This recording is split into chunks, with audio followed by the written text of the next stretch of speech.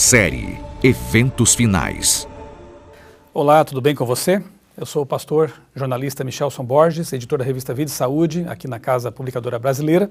Estou acompanhado aqui dos meus amigos, colegas, pastor Wellington Barbosa, pastor Márcio Nastrini, editores da revista Ministério. Nós vamos dar aqui prosseguimento à série Eventos Finais. Estamos estudando aqui esse ótimo livro de Ellen White, Eventos Finais, mesmo nome aí. Resumindo alguns capítulos, entendemos ser um momento muito apropriado para fazer um estudo sobre o que está acontecendo em nosso tempo mesmo. O tema de hoje é a chuva serôdia, uma palavra meio estranha para os nossos dias, né? Serôdia, só que para o pessoal que vive no Oriente, ela é bem comum, bem conhecida, porque eles ali dependem de duas chuvas principais para realizar suas plantações e colheitas.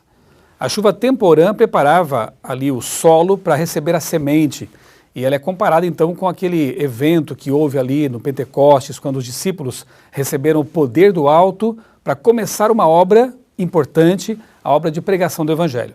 Já a chuva serôdia, que cai justamente na época do amadurecimento da semente, está ligada à colheita.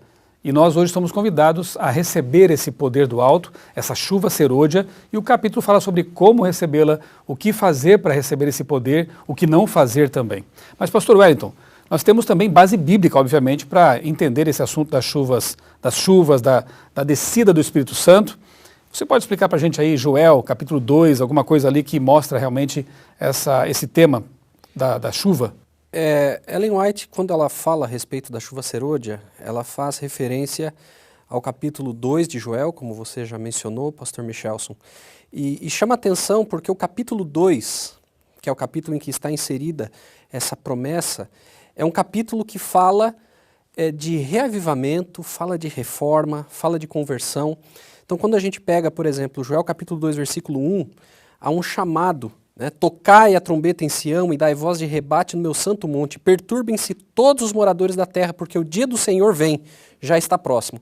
Então esse é o ambiente em que essa profecia é dada, né? Um chamado diante da iminência da vinda do Senhor. Aí nos versículos 12, versículo 13, o profeta continua falando, dando a mensagem de Deus, e ele segue dizendo, ainda assim, agora mesmo diz o Senhor, convertei-vos a mim de todo o vosso coração, e isso com jejuns, com choro e com pranto. Rasgai o vosso coração e não as vossas vestes, e convertei-vos ao Senhor vosso Deus, porque Ele é misericordioso e compassivo, e tardio em irar-se, grande em benignidade, e se arrepende do mal. Então, olha quantos verbos relacionados a uma mudança interior, a uma experiência significativa, profunda com Deus, né? O convertei-vos de todo o coração, jejum, choro, pranto, rasgar do coração, né? A conversão plena. Depois no versículo 15, novamente, tocai a trombeta em Sião, promulgai um santo jejum e proclamai uma assembleia solene. E aí apresenta-se então quem são as pessoas que deveriam fazer parte desse chamado para uma experiência mais profunda com Deus. Congregai o povo, santificai a congregação, ajuntai os anciãos, reuni os filhinhos e os que mamam, saia o noivo da sua recâmara e a noiva do seu aposento, chorem os sacerdotes, ministros do Senhor entre o pórtico e o altar e orem, poupa o teu povo, ó Senhor, não entregues a tua herança ao opróbrio para que as nações façam escárnio dele. Porque hão de dizer entre os povos onde está o seu Deus? Então, olha quantas informações nós temos aqui. Um chamado que envolve todas as pessoas, um chamado de conversão, né, para conversão, para uma experiência mais profunda com Deus, que redunda, então, que resulta na promessa que se encontra no versículo 23. Alegrai-vos, pois, filhos de Sião, regozijai-vos no Senhor vosso Deus, porque Ele vos dará em justa medida a chuva. Fará descer como outrora a chuva temporã e a chuva serôdia. E na sequência, então, vem a promessa. No versículo 28, e acontecerá depois que derramarei o meu espírito sobre toda a carne.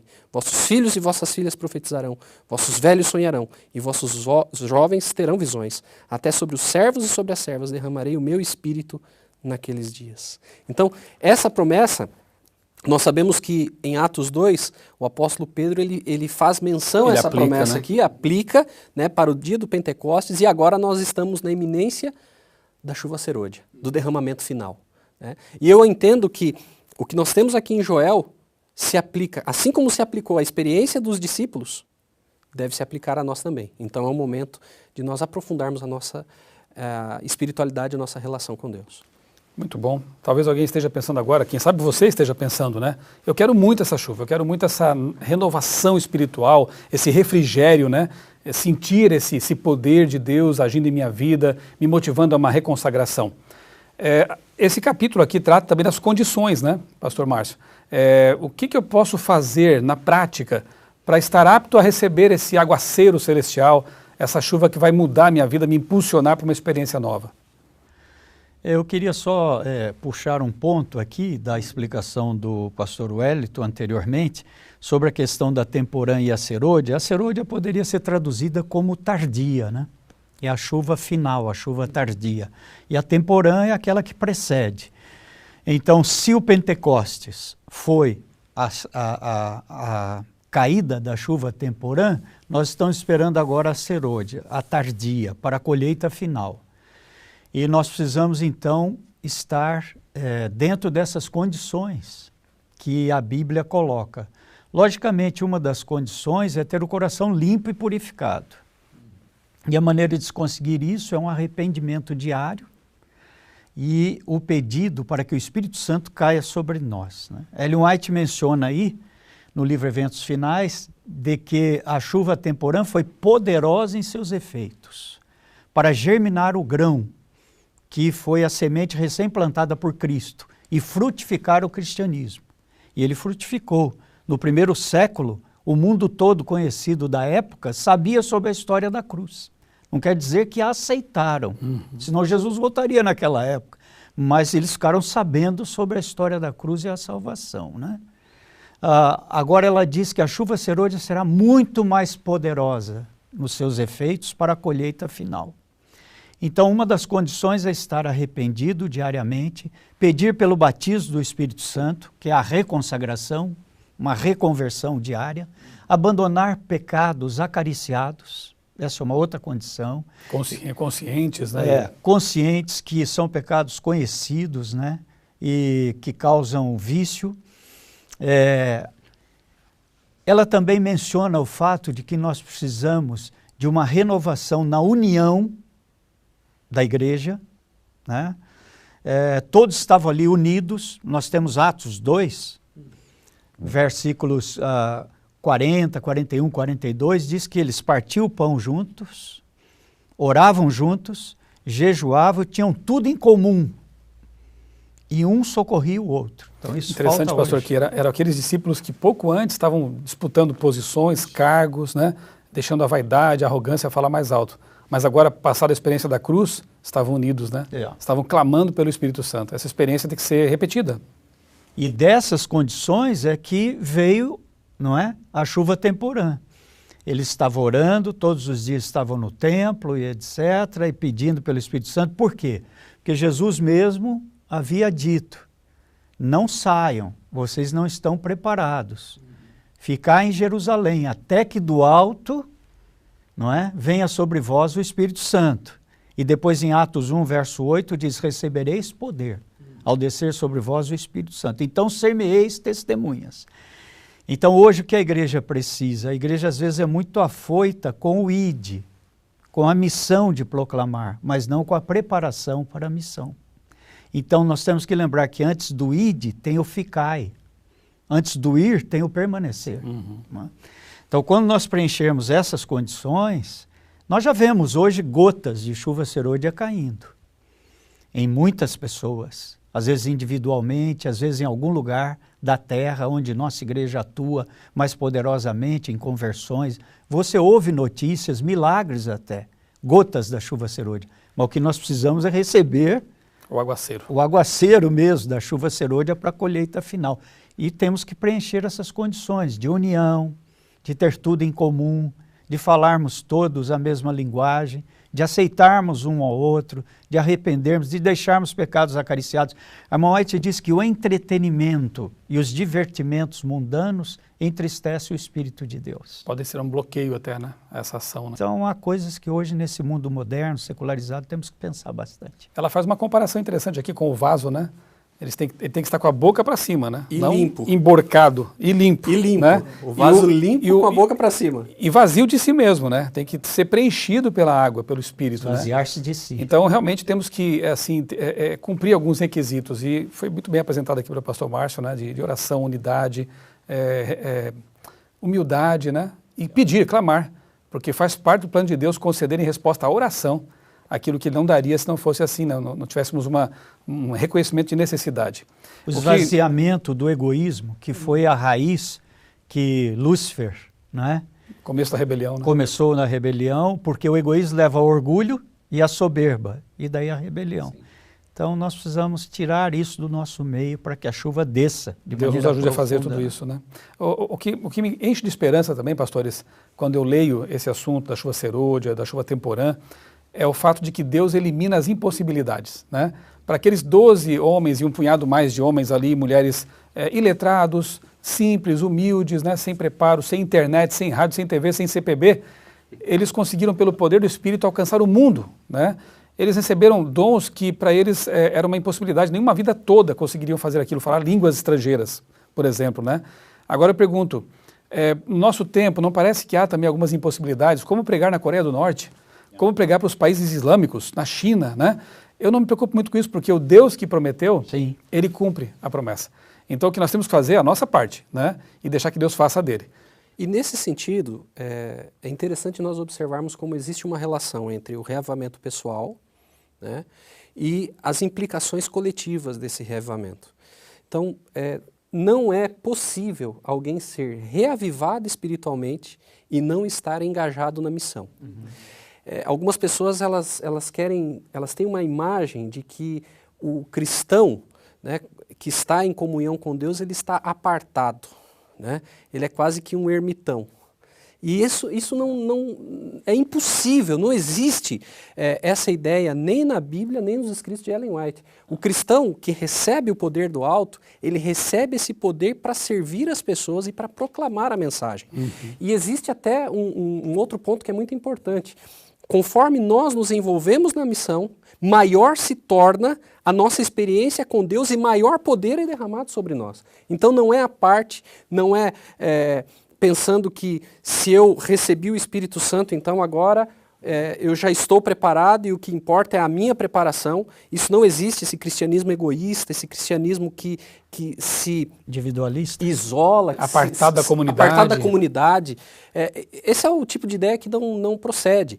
Até existe aqui uma citação, e eu gostaria de destacar essa citação, especialmente o contexto dela, o que não está no livro, mas que faz parte do seu contexto, né? Há uma citação muito conhecida de Ellen White, foi publicada em 25 de fevereiro de 1902, na Review and Herald, e muitos de nós estamos familiarizados com esse trecho. Precisa haver um reavivamento e uma reforma sob a administração do Espírito Santo. Reavivamento e reforma são duas coisas diferentes. Reavivamento significa renovação da vida espiritual, um avivamento das aptidões da mente e do coração, uma ressurreição da morte espiritual. Reforma significa uma reorganização, uma mudança nas ideias e teorias, hábitos e práticas. A reforma não trará o bom fruto da justiça, a menos que seja ligada com o reavivamento do espírito. Reavivamento e reforma devem efetuar a obra que lhes é designada e precisam ser unidos para realizá-la. Quando nós lemos essa citação, da maneira como ela se encontra aqui, muitos de nós, em virtude do contexto em que nós vivemos hoje, enxergamos essa citação como que aplicando-se somente a uma questão de estudo da Bíblia, de oração. Evidentemente, ela contempla isso. Mas quando Ellen White escreveu esse texto aqui, ela estava se dirigindo aos líderes da igreja, aos pastores, aos membros da igreja, dizendo, olha, vocês estão fazendo com que os membros fiquem mal acostumados. E ela diz isso aos pastores. Ela diz assim, olha, os pastores devem colocar os membros para trabalhar de acordo com seus dons. E esses pastores devem avançar com a proclamação do evangelho em áreas ainda não alcançadas, porque os membros, quando eles dependem do trabalho do pastor, eles acabam ficando enferrujados. Os dons acabam ficando enferrujados a ponto de se tornarem inúteis. Então ela diz assim, isso não está certo. Então é necessário que haja um reavivamento. Então o reavivamento, a chuva serôdia, né, toda essa questão, ela tem uma implicação direta no nosso engajamento com a missão. Sim. É impossível haver reavivamento e reforma se não houver engajamento com a missão. E outra coisa, você não abasteceria um carro para deixar na garagem, né? Não faz sentido. Então, o poder, o combustível virá para aquele que está trabalhando, né? Então, é um ponto aqui muito importante também, envolvimento na missão, é isso aí, né? Trabalhar, dar estudos bíblicos, evangelizar, aí você será capacitado também para fazer coisas maiores do que essas ainda. Pastor Nassini, seus apontamentos finais aí para a gente encerrar o programa de hoje? Eu acho que há 3 pontos a destacar aqui. O primeiro deles é quando receberemos a chuva serôdia. Ela fala que devemos clamar mais pelo Espírito e buscar mais o Espírito Santo, porque o céu está pronto a derramar a chuva serôdia, né? O outro ponto é que aqui, em Joel 2, que foi citado, 28 até o 32, menciona que depois daquele tempo derramarei o meu Espírito sobre toda a carne, sobre jovens, adultos, velhos, terão visões, mas diz que o sol se converterá em trevas, a lua em sangue, antes que venha o grande e terrível dia do Senhor. Então nós temos aqui mais ou menos uma noção do tempo em que deveria cair essa chuva, ou seja, ela não poderia cair, né, muito antes da volta de Jesus. Lá no 1º século, 2º século, etc., nós ainda teríamos aquele período de perseguição, depois tivemos o dia do escurecimento do sol, a queda das estrelas, agora tudo isso é passado. Então agora a igreja precisa se preparar cada vez mais, esse é o segundo ponto importante, dos 3 que eu gostaria de mencionar. E o terceiro ponto é que nós estaremos aptos com o Espírito Santo quando recebermos a chuva serôdia, porque Jesus disse, se vocês beberem da água da vida, vocês então vão derramar essa água da vida para os outros. Se eu não me encher da água da vida, esse vaso limpo, né, que vai ser preenchido com o poder do Espírito, como eu vou ter a água da vida para derramar para os outros, né? Então, eu preciso beber de Cristo, tê-lo na minha vida, porque reavivamento é mudança de mente, reforma é mudança de estilo de vida, né? Então, é impossível você mudar seu estilo de vida se primeiro não mudou a mente. Muito bom. O nosso apelo a você é que você não fique fora desse movimento, né? A chuva vai ser derramada, esse poder prometido vai chegar, vai habilitar um povo a proclamar o alto clamor, como está aqui nesse capítulo também, a chuva serôdia produz o alto clamor, que é esse brado pelo mundo de que Cristo vai voltar e temos que estar preparados. Então, ore mais, estude mais a sua Bíblia, clame pelo Espírito Santo e com certeza você fará parte desse povo que vai ser batizado com essa chuva poderosa, a chuva serôdia. E assim, você participará do processo de pregação do Evangelho e estará pronto, de pé, quando Jesus voltar. Um grande abraço, que Deus abençoe ricamente a sua vida.